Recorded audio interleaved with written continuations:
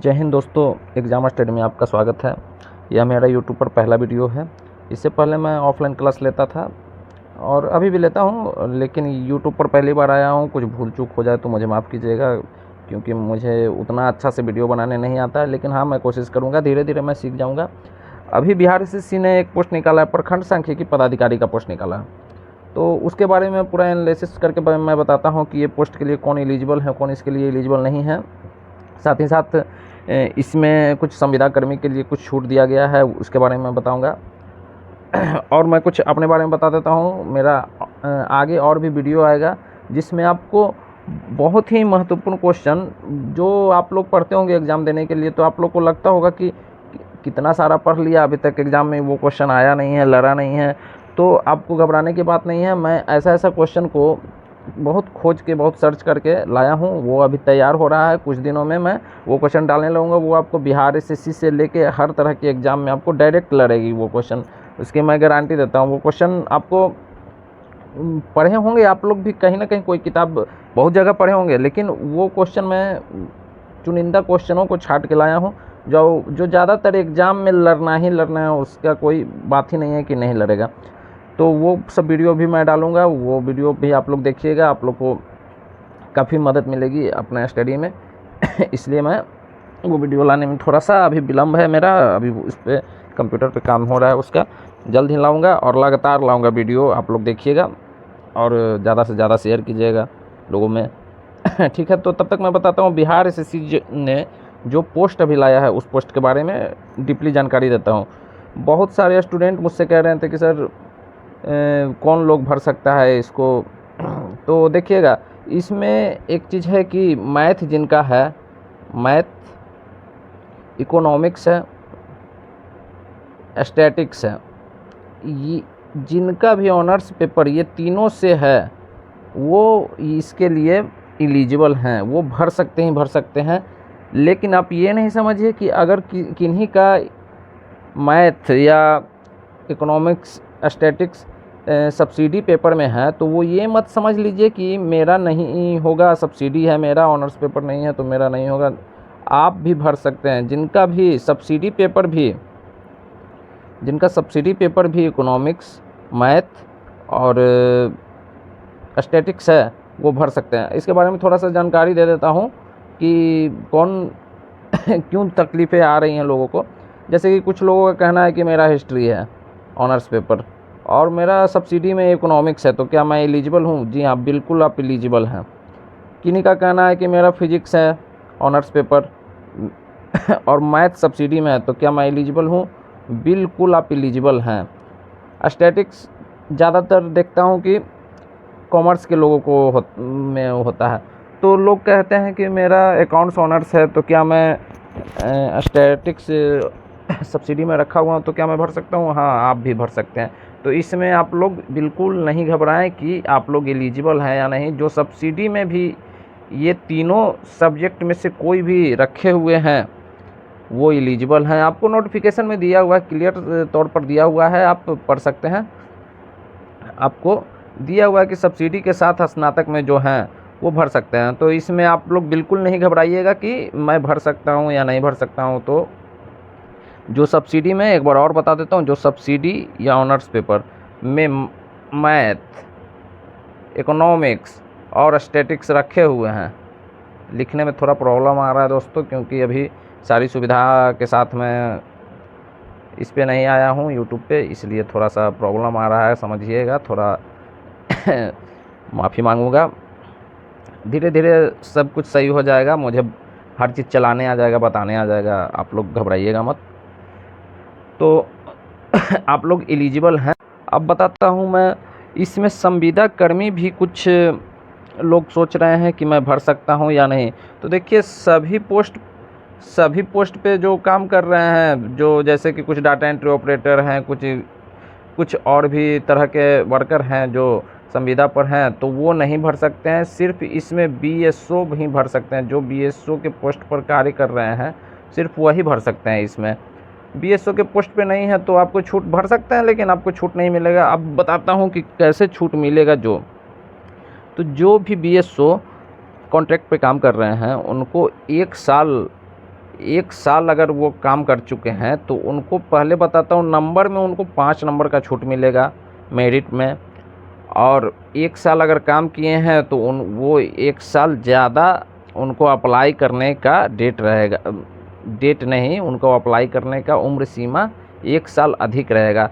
जैसे कि कोई किन्हीं ने 4 साल जॉब किया है, मान लिया जाए कि कोई 4 साल जॉब किए हैं, तो उनको 1 साल का 5 नंबर मिलेगा। तो 4 साल काम किए हैं तो 4 गुना 5 उनको 20 नंबर का छूट मिलेगा।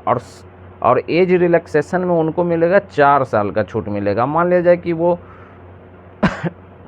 जनरल में है तो जनरल का एज रिलैक्सेशन है 37 और वो 4 साल जॉब किए हैं तो 4 इसमें और जोड़ दीजिए तो वो 41 भी अगर उनका हो गया है एज तो वो भर सकते हैं।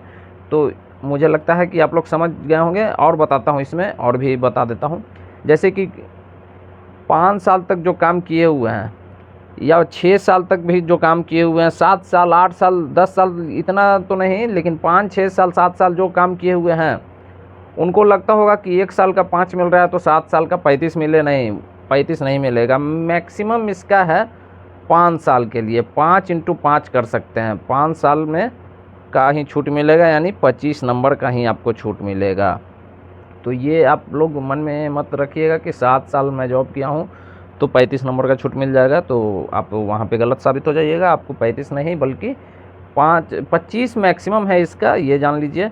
आप 1 साल काम किए हुए रहेंगे तो 5 नंबर का छूट मिलेगा, 2 साल में 10, ऐसे करके हार्डली 25 नंबर तक ही आपको छूट मिलेगा। तो इसलिए जो भी कॉन्ट्रैक्ट कर्मी BSO हैं वो इसके लिए, उनके लिए ये बहुत सुनहरा ऑफ़र है। वो अप्लाई कीजिएगा, उनको 100% होगा, क्योंकि उनको इतना नंबर का छूट मिल रहा है। आजकल तो हाफ नंबर का भी छूट मिलता है तो बहुत लोग बाजी मार लेते हैं, तो उनको 25 नंबर का छूट मिल रहा है, तो उनके लिए सुनहरा ऑफ़र है। अब आते हैं एज रिलैक्सेशन में। तो अनारक्षित के लिए 47 है,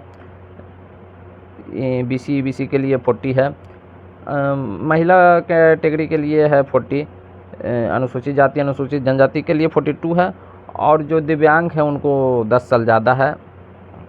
तो ये तो आप लोग जानते ही होंगे, आप लोग फॉर्म भरते हैं तो आप लोग जानते होंगे। अब आते हैं इसके मेन मुद्दे पे। अब देखिए कि बिहार SSC ने अपना हड़ता निकाला है कि किस कोटि में कितना नंबर लाने पे आप पास हो जाएंगे। तो UR के लिए 40 नंबर है। अगर आप UR में हैं तो 40 नंबर लाते हैं तो बिहार SSC आपको पास कर सकता है। न्यूनतम हड़ता है ये ज़्यादा होते रहता है, कैंडिडेट के नंबर ऑफ़ कैंडिडेट पे ये डिपेंड करता है। पिछड़ा वर्ग का दिया है 36.5, अति पिछड़ा वर्ग के लिए 34 है, अनुसूचित जाति के लिए, अनुसूचित जनजाति के लिए 32 है, महिला के लिए 32 है और दिव्यांग के लिए भी 32 है। तो ये मत सोचिएगा कि इतना ही नंबर लाने पे आपका हो जाएगा। ये न्यूनतम नंबर दिया हुआ है, कितना नंबर आना चाहिए ये बोर्ड डिसाइड किया है, लेकिन बोर्ड इसमें बढ़ा के नंबर देता है, क्योंकि आप लोग जानते ही होंगे कि कितना अधिक फॉर्म भराता है और अधिक फॉर्म भराने के कारण ही कट ऑफ ज़्यादा चला जाता है।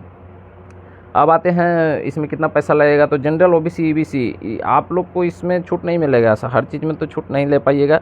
इसमें आपको जनरल जितना ही पैसा लगेगा 540 रुपया, अनुसूचित जाति जनजाति के लोगों के लिए 135 रुपया लगेगा, दिव्यांग के लिए 135 लगेगा, महिला के लिए 135 लगेगा। बिहार के जो अस्थायी निवासी नहीं है यानी बाहर के हैं तो उनको 540 रुपया लगेगा, जनरल का पैसा ही उनको देना होगा। अब आते हैं सिलेबस की ओर। तो लोगों को लग रहा है कि ये बहुत बड़ा पोस्ट है, इसमें क्या सिलेबस होगा क्या नहीं। तो आपको मैं सीधा बता देता हूँ कि जो भी लोग बिहार SSC के ग्रेजुएशन और इंटर स्तरीय का तैयारी करते हैं वो वही सेम क्वेश्चन इसमें रहेगा, वैसा ही क्वेश्चन लेवल रहेगा, हर चीज़ वैसा ही रहेगा। GK GS करेंट अफेयर वही रहेगा, आपका मैथ से क्वेश्चन रहेगा और रीजनिंग से क्वेश्चन रहेगा। अब देखिए PT में आप लोग मान लिया जाए कि PT आप लोग का निकल जाता है तो मेंस में क्या प्रक्रिया रहेगा, तो मेंस का मैं बताता देता हूँ। मेंस में क्या होगा कि हिंदी का क्वेश्चन आएगा, हिंदी आएगा आपको। हिंदी में मिनिमम 30% से अधिक लाना है, ये बोर्ड का। इसमें आपको 30% ले आते हैं तब ही आप मेंस के सेकंड पेपर में बैठ सकते हैं। 30% अगर आपका नहीं आता है तो आप सेकंड पेपर के लिए एलिजिबल नहीं है। सेकंड पेपर में भी आपको वही सब रहेगा। जनरल नॉलेज, जीके जीएस रहेगा, साइंस से क्वेश्चन रहेगा, मैथ रहेगा, रीजनिंग रहेगा। तो आपको घबराने की बात नहीं है। ये सब जो तैयारी कर रहे हैं आप लोग, बिहार एसएससी के लिए, इंटर स्तरीय के लिए तैयारी कर रहे होंगे, आप लोग के लिए सुनहरा ऑफर है। तैयारी जारी रखिएगा और ये भी आपको भर सकते हैं, इसमें भी आपको बहुत लाभ मिलेगा। ये फॉर्म कब से कब तक भराएगा? 1/4/2025 से ये स्टार्ट होगा, यानी कि 1 अप्रैल से ये स्टार्ट होगा और 19/4/2025 तक आप इसमें शुल्क जमा कर सकते हैं। आवेदन पूरा आपको 21/4 तक भर सकते हैं। तो ज़्यादा टाइम नहीं दिया हुआ है, सर्वर वगैरह का इशू भी आ जाए, इसलिए आप लोग भर सकते हैं। हाँ, आप लोग इससे संबंधित सर्टिफिकेट वगैरह जो है आपका वो आप अपने कॉलेज वगैरह से निकाल लीजिएगा। और जिनका जातीय आवासीय ये सब में दिक्कत है तो वो अपना जातीय आवासीय आय हर चीज़ बना लीजिएगा, क्योंकि ऐसा ऑफ़र बार बार नहीं आता है। और बिहार में तो देख रहे हैं आप लोग कि जॉब का क्या कंडीशन है, सिर्फ टीचर का वैकेंसी ही ज़्यादातर आ रहा है। इसलिए आप लोग इस पे टूट पड़िए। जो बिहार एसएससी की तैयारी कर रहे हैं उनके लिए यह सुनहरा ऑफ़र है। 600 सीट, 600 प्लस सीट है इसमें, वो कम नहीं होता है। आप लोग अपना जाति, आय, आवासीय ये सब कंप्लीट कर लीजिएगा। ये जो आप देख रहे हैं ये सभी डॉक्यूमेंट से संबंधित है, ये सब कंप्लीट कर लीजिएगा। और मैं आप लोग को एक बार फिर से बता देता हूँ कि जो लोग इकोनॉमिक्स, मैथ और स्टैटिक्स ये तीनों जिनका भी सब्सिडी है या ऑनर्स पेपर है वो एलिजिबल हैं। वो ये ना समझें कि मैं एलिजिबल नहीं हूँ, वो एलिजिबल हैं। तो वो अपना तैयारी स्टार्ट कर दें और फॉर्म भरने के लिए आगे देख लीजिएगा। तो दोस्तों, कैसा लगा मेरा वीडियो? मुझे लाइक कीजिएगा, फॉलो कीजिएगा और कमेंट में अगर बताइएगा जहाँ मेरा गलती होगा मुझे बताइएगा, मैं सुधार करूँगा। क्योंकि जब तक आप लोग बताएंगे नहीं कि कहाँ मैं गलती कर रहा हूँ तो मुझे पता कैसे चलेगा कि और आप लोग को खुश करने के लिए किस तरह से क्वालिटी ला सकता हूँ अपने एजुकेशन चैनल पे। और मैं जल्द ही वीडियो लाऊंगा वो सब क्वेश्चन का भी। मैं सिर्फ जीके का ही पढ़ाता हूं दोस्तों, इसलिए सिर्फ जीके का क्वेश्चन लाऊंगा और बहुत ही इंपॉर्टेंट क्वेश्चन लाऊंगा। आप लोग को अगर और भी कुछ जानना हो या किसी भी चीज़ का एनालिसिस चाहिए तो वो मुझे मैसेज कीजिएगा, कमेंट कीजिएगा, मैं बताऊंगा हर चीज़ के बारे में। अभी तो ये मेरा पहला वीडियो है, बहुत सारा गलती होगा। हालांकि मुझे लगता है कि ज़्यादातर मैं गलत ही होऊंगा, क्योंकि अभी मुझे उतना अच्छा से वीडियो बनाने नहीं आता, उतना अच्छा से ऑनलाइन मैं बोल पा नहीं रहा हूँ। ऑफलाइन तो बोलना आसान होता है, ऑनलाइन बोलने में थोड़ा सा तकलीफ़ होता है। तो ये सब परेशानी जो आ रहा है वो मुझे बताइएगा। तब तक के लिए ठीक है। जय हिंद।